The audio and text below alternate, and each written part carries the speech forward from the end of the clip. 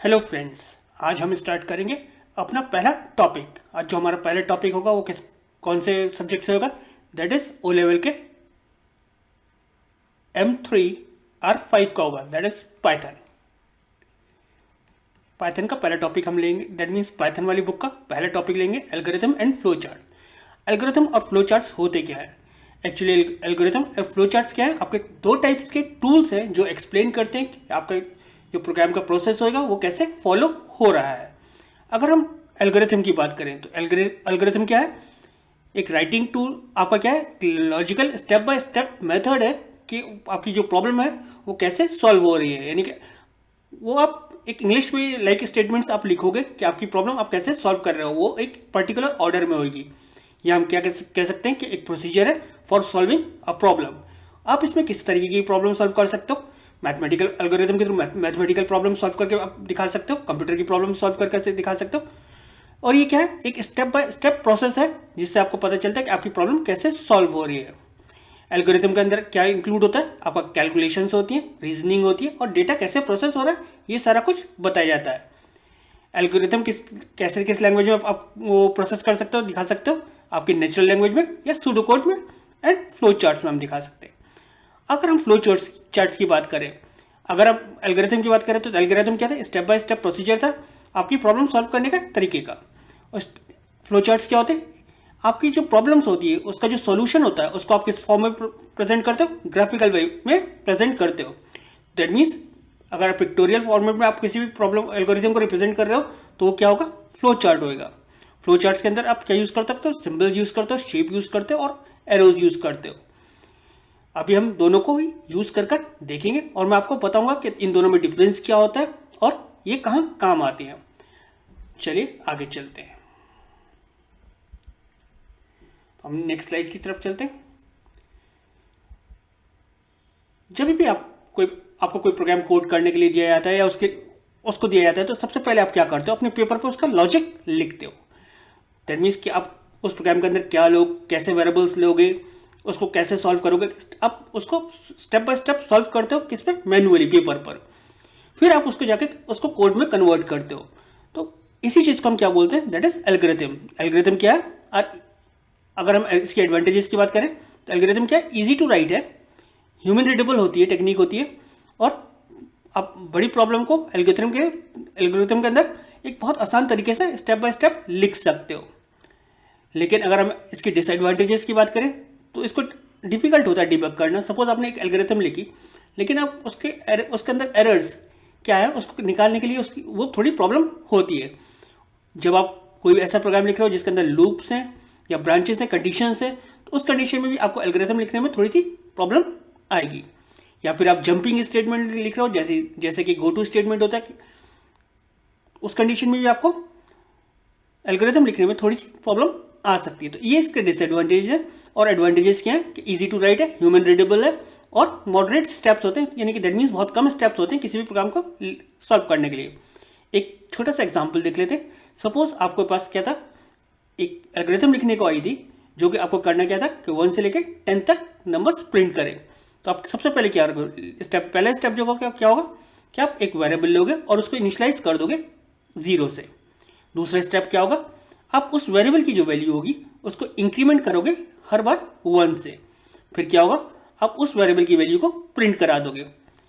फिर चेक करोगे कि अगर वो जो वेरिएबल है उसकी वैल्यू लेस देन 10 है, तो उस कंडीशन में लेस देन 10 है तो उस या इक्वल्स टू 10 है तो उस कंडीशन में वो कहाँ चला जाएगा? स्टेप 2 पे चला जाएगा। स्टेप 2 पे जाने के बाद क्या करेगा? वो वेरिएबल की वैल्यू इंक्रीज करेगा, प्रिंट करेगा उस वेरिएबल की वैल्यू, और चलता रहेगा। अगर ऐसा नहीं होता है, दैट मीन्स जो वेरिएबल की आपकी वैल्यू है वो 10 से ऊपर हो जाती है, तो उस कंडीशन में वो क्या चला जाएगा? आपके नेक्स्ट स्टेप पे चला जाएगा। नेक्स्ट स्टेप आपका क्या है? क्या अपने प्रोग्राम को एंड कर रहे हो, दैट मीन्स एग्जिट कर रहे हो इस एल्गोरिथम से। तो आपको पता चल गया कि अगर सपोज आपके पास एक प्रोग्राम था, program to print numbers from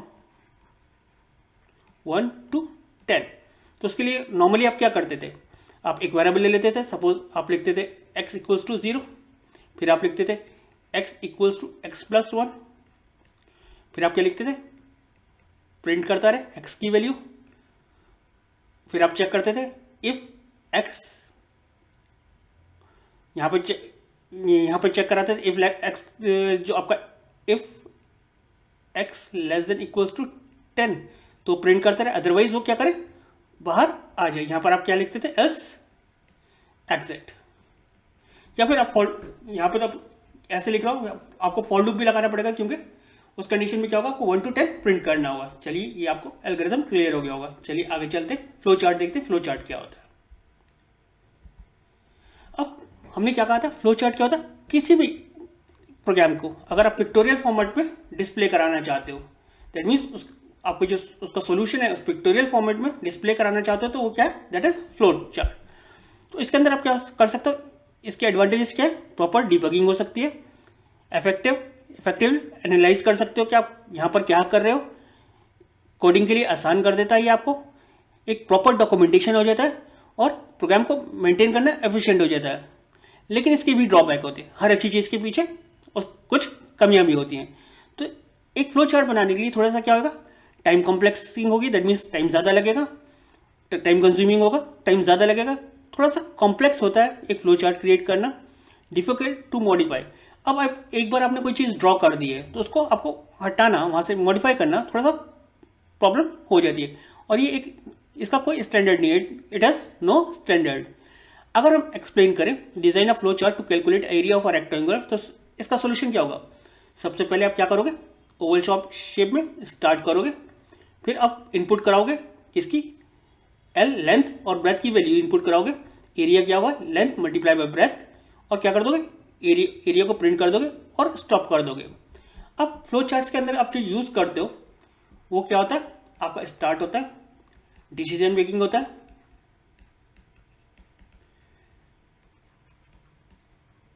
और प्रोसेस होती है। इनके लिए अलग अलग सिंबल्स प्रोसेस यूज करा जाता है, इसके लिए अलग अलग सिंबल्स यूज किए जाते हैं। तो मैं आपको सारे सिंबल्स बता देता हूं, फिर आपको क्लियर करता हूं। जो फ्लो चार्ट्स के अंदर सिंबल यूज होते हैं, सबसे पहले आपका क्या है, दैट इज आप एक ओवल यूज करते हो। ओवल किस लिए यूज करते हो, कि जब भी आपको फ्लो चार्ट स्टार्ट करना है तो आप किससे स्टार्ट करोगे, ये एंड करना है तो किससे यूज करोगे, दैट इज ओवल से। अगर सपोज आपको कोई फ्लो चार्ट स्टार्ट करना है तो आप क्या यूज करोगे, ओवल यूज करोगे, और यहाँ पर क्या होगा, स्टार्ट होगा, और जो लास्ट होगा वो अभी आपका क्या होगा, ओवल से होगा, वो आपका यहाँ बता रहा होगा ये एंड पॉइंट है। जो आपके क्या होते हैं, कनेक्टर्स होते हैं, वो किससे आप डिनोट करते हो, एरोज से। या तो आप डाउन एरो, लेफ्ट एरो या राइट एरो बना सकते हो कनेक्टर्स के लिए। कभी भी आपको वेरिएबल्स की वैल्यू इनपुट करानी होगी तो उस कंडीशन में आप क्या लोगे, पैरेललोग्राम लोगे। सपोज आपको वैल्यू इनपुट करानी ए और बी की, तो आप क्या किससे डिनोट करोगे, पैरेललोग्राम से डिनोट करोगे। सपोज आप यहाँ पे लिखोगे ए कॉमा या लेट ए इक्वल्स टू, या जो भी लिखना है आपको। फिर अगर आपको प्रोसेस करना है, दैट मीन्स इसका ऐड करना है, तो आप उसके लिए क्या लोगे, दैट इज रेक्टेंगल लोगे। Suppose C equals to A plus B लिखना है, तो आप क्या लोगे, प्रोसेस करने के लिए रेक्टेंगल लोगे। अगर आपको कोई कंडीशन चेक करानी थी, सपोज आपको चेक करना था if A greater than B, तो उस कंडीशन में आप क्या लोगे, दैट इज डायमंड शेप लोगे। तो यहाँ पर आप क्या यूज करोगे, अगर आप लिखते हो ए ग्रेटर देन बी तो डायमंड शेप लोगे। यहाँ पर आप कनेक्टर यूज करोगे येस, और इधर कनेक्टर यूज करोगे नो, और जो भी आपको रिजल्ट प्रिंट करना है येस के लिए, और जो नो के लिए रिजल्ट प्रिंट करना है वो आप यहाँ पर प्रिंट करा दोगे। चलिए आपको मैंने सिंबल्स बता दिए कि कौन कौन से सिंबल्स यूज होते हैं फ्लो चार्ट में। आगे चलते, अब फ्लो चार्ट्स और एल्गोरिथम के अंदर क्या सिमिलरिटीज और ये क्या डिफरेंसेस हैं, वो ये है। अगर हम बात करें एल्गोरिथम की और फ्लो चार्ट के डिफरेंसेस की, तो क्या है, एक एल्गोरिथम जो है क्या है, प्रोसीजर है फॉर सॉल्विंग अ प्रॉब्लम, और फ्लो चार्ट आपका क्या है, ग्राफिकल रिप्रेजेंटेशन है कि आप अपनी प्रॉब्लम को कैसे प्रोसेस करोगे। दैट मीन्स बाकी सारा कुछ सेम है, सिर्फ ये इसके अंदर क्या होगा कि आप टेक्स्ट की फॉर्म में लिखोगे, और इस फ्लो चार्ट की फॉर्म में क्या होगा, दैट इज पिक्टोरियल फॉर्मेट में होगा। स्टेप बाय स्टेप इंस्ट्रक्शंस होती हैं एल्गोरिथम के अंदर, और इसके अंदर फ्लो चार्ट के अंदर क्या होती है, ब्लॉक बाय ब्लॉक इन्फॉर्मेशन होती है, क्योंकि आपका जो फ्लो चार्ट होता है वो किसके अंदर होता है, पिक्चर्स के थ्रू होता है, तो वो क्या होता है, एक ब्लॉक होता है। आपका जो एल्गोरिथम होता है वो थोड़ा कॉम्प्लेक्स होता है और डिफिकल्ट होता है अंडरस्टैंड करने के लिए, जबकि आपका जो फ्लो चार्ट होता है वो आप उसको इजीली अंडरस्टैंड कर सकते हो। एल्गोरिथम के अंदर आप एरर्स को डिबग कर सकते हो, लेकिन फ्लो चार्ट के अंदर डिबगिंग करना थोड़ा टफ होएगा। तो सॉल्यूशन, इसके अंदर जो सॉल्यूशन होगा वो आप किसके अंदर यूज कर कैसे दोगे, दैट मीन्स जब आप स्टेप्स लिखोगे वो किस लैंग्वेज में होंगे, न्यूट्रल लैंग्वेज में होंगे। जबकि आपके जो फ्लो चार्ट के अंदर जो आप स्टेप्स फ्लो चार्ट बनाओगे वो किस फॉर्मेट में होगा, पिक्टोरियल फॉर्मेट में होगा। फ्लो चार्ट के अंदर आप क्या करते हो, आसान होता है, इजियर होता है आपके लिए कॉम्प्लेक्स प्रॉब्लम को सॉल्व करना, जबकि फ्लो चार्ट के थ्रू कॉम्प्लेक्स प्रॉब्लम को सॉल्व करना थोड़ा टफ होता है। ये आपका क्या है, आपका जो फ्लो चार्ट है वो क्या है, cost more time to create an algorithm. That means आपका एल्गोरिथम जो है क्या करेगा, आपको बनाने के लिए थोड़ा टाइम ज़्यादा कंज्यूम करना पड़ेगा, जबकि फ्लो चार्ट बनाने के लिए आपको टाइम थोड़ा कंज्यूम कम करना पड़ेगा। चलिए आगे चलकर देखते हैं। अगर सपोज मुझे क्या करना था, एक एल्गोरिथम लिखना थी जो क्या करेगा 1 to 10 और 20 प्रिंट करेगा, तो उस कंडीशन में आप क्या करोगे, सबसे पहले क्या करोगे, एक वेरिएबल ले लोगे x, उसको इनिशियलाइज कर दोगे 0 के दे। दूसरा स्टेप आपका क्या होगा, इंक्रीमेंट x बाय 1 और प्रिंट करता रहे x की वैल्यू। अगर x की वैल्यू लेस देन 20 है तो क्या करे, वापस स्टेप 2 पर चला जाए। तो ये आपका क्या था, एक एल्गोरिथम हो गया 1 to 20 प्रिंट करने के लिए। अगर इसी चीज को हम फ्लो चार्ट के थ्रू बनाते तो आप सबसे पहले क्या लिखते, स्टार्ट लिखते जो आपका ओवल शेप में होगा। देन आपका ये प्रोसेस हो गया, ये आपका क्या है, इनिशियलाइज x की वैल्यू आपने क्या कर दी, इक्वल्स टू 0 कर दी। यहाँ पे चेक करा रहा हूँ, यहाँ पे इंक्रीमेंट कर रहा हूँ, इंक्रीमेंट x बाय 1। फिर आप क्या लिख रहा हूँ, x की वैल्यू प्रिंट कर दे रहा हूँ।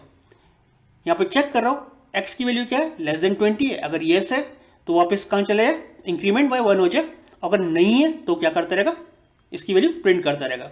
तो सबसे पहले क्या हुई, x की वैल्यू 0 इनिशियलाइज हो गई। फिर वो कैसे स्टेप में चला गया, x की वैल्यू 1 कर दी, तो x की वैल्यू अब क्या हो गई, 1 हो गई। फिर उसने क्या करा, प्रिंट कर दिया x की वैल्यू। तो x की वैल्यू हम सपोज यहाँ ले लेते हैं, x की वैल्यू प्रिंट हो गई 1। फिर हमने क्या चेक करा, x की वैल्यू लेस देन 20 है, कंडीशन क्या थी, गलत थी, यानी कि सही है, ये लेस है 20, तो येस पे गया। वापस क्या करें, x की वैल्यू उसने इंक्रीज कर दी, x की वैल्यू क्या हो जाएगी, दैट इज 2 हो जाएगी। तो अब वो क्या करेगा, प्रिंट कर देगा x की वैल्यू क्या प्रिंट हो जाएगी, 2 प्रिंट हो जाएगी। कब तक चलता रहेगा, जब तक x की वैल्यू क्या है, लेस देन 20 है। तो दैट मीन्स कहाँ तक प्रिंट करता रहेगा, 19 तक प्रिंट करेगा, कि 20 तक नहीं करेगा यहाँ पर। अगर अदरवाइज यहाँ पर आपको क्या लिखना पड़ेगा, x less than equals to 20 लिखना पड़ेगा। अगर इस कंडीशन में, ये कंडीशन क्या होती है, गलत होती है, तो उस कंडीशन में अगर नहीं होता है तो वो नो पे जाएगा और क्या प्रिंट कर एंड कर देगा। दैट मीन्स ये आपका प्रोग्राम एंड हो जाएगा। चलिए नेक्स्ट एग्जांपल देख लेते हैं। नेक्स्ट एग्जांपल हमारा किस लिए, कि आपको फॉरेन टेम्परेचर फ़ारेनहाइट में दे रखा है और आपको किस में कन्वर्ट करना है, सेल्सियस में कन्वर्ट करना है। तो आपने क्या करा, सबसे पहले अगर एल्गोरिथम ले रहे हैं तो आपने रीड करोगे टेम्परेचर को किस में, फ़ारेनहाइट में।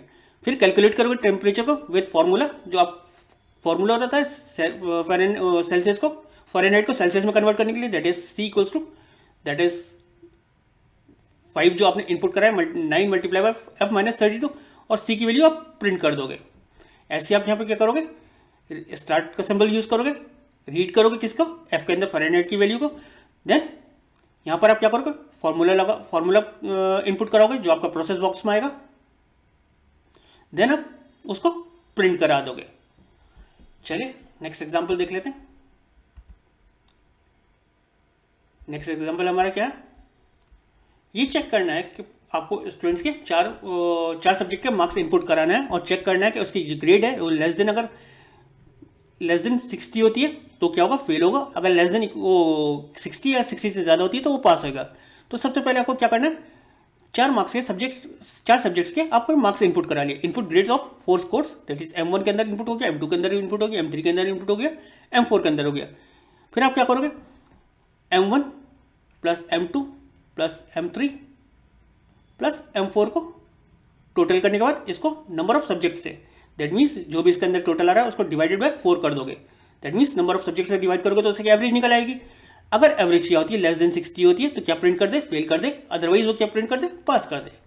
ये आपका क्या था, एल्गोरिथम था। इसी चीज़ को अगर आप फ्लो चार्ट में बनाओगे तो क्या करोगे, स्टार्ट सिंबल यूज करोगे, देन प्रोसेस बॉक्स के अंदर आप इनपुट कराओगे 4 सब्जेक्ट के मार्क्स। देन आपने क्या करोगे, उसको कैलकुलेट करोगे। कैलकुलेट करने के बाद आपने उसकी वैल्यू किसके अंदर स्टोर करा दी, ग्रेड के अंदर स्टोर करा दी। फिर चेक कराया ग्रेड की वैल्यू क्या, लेस देन अगर 60 है तो किस कंडीशन में चलेगा, येस पर चलेगा और क्या प्रिंट कर देगा, फेल प्रिंट कर देगा। अगर क्या है, नो है, अगर दैट मीन्स लेस देन 60 नहीं है तो वो कहाँ जाएगा, नो पे जाएगा और क्या प्रिंट कर देगा, पास कर देगा। और आप अपने येस को यहाँ पर एंड कर दोगे। चलिए, उम्मीद करता हूँ आपको एल्गोरिथम और चलिए तो आपको पता हो गया होगा एल्गोरिथम एंड फ्लो चार्ट्स क्या होते हैं। अगर इसमें कोई डाउट हो तो प्लीज़ आप मुझे कमेंट सेक्शन में लिखिए। मैं आप कोशिश करूंगा आपके कमेंट्स का रिप्लाई करने की और आपके डाउट्स को क्लियर करने की। नेक्स्ट टॉपिक के अंदर हम पाइथन का इंट्रोडक्शन कर देखेंगे। दैट मीन्स हम पढ़ेंगे पाइथन के इंट्रोडक्शन के बारे में। अगर फिर भी इस टॉपिक में कोई डाउट हो तो प्लीज़ आप मुझे कमेंट सेक्शन में लिखिए। मैं कोशिश करूंगा आपके डाउट्स का रिप्लाई करने की। Thank you.